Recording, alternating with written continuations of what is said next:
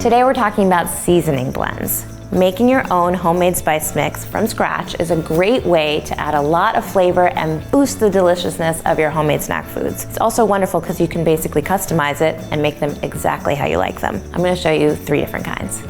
The way that I like to think about making a basic spice mix is to start with 4 parts of a base flavor, add up to 5 parts of an accent flavor. Then you can add some optional heat, that's about 1 part, and some optional sweet, which is up to 2 parts. When it comes to salt, we're gonna add MSG to boost the umami and make our snack even more satisfying.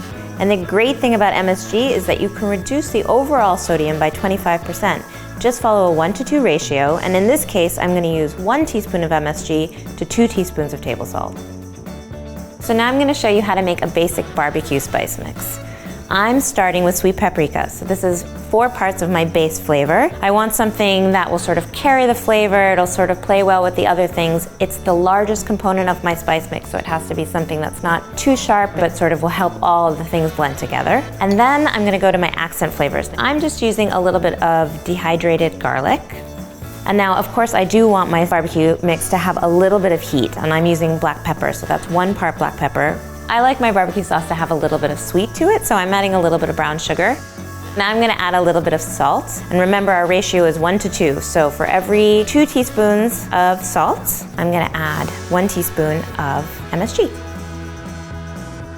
I love this on homemade beet chips. Just slice your beets, toss them with a little olive oil, put a bunch of the spice mix, and then roast them until they're crisp.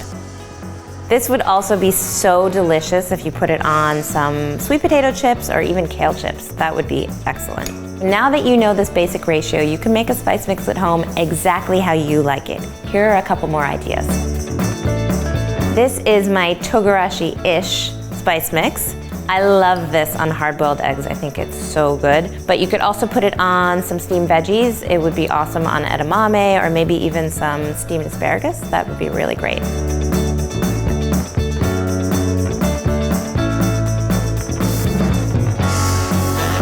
And last, I have my double umami spice mix, and that's double umami because it has both MSG and shredded Parmesan cheese.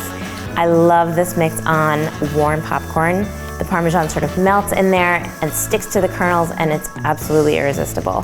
It would also be really good on some crispy roasted chickpeas or warm nuts. Now that you know this basic ratio, you can make a million different kinds of spice blends and get snacking.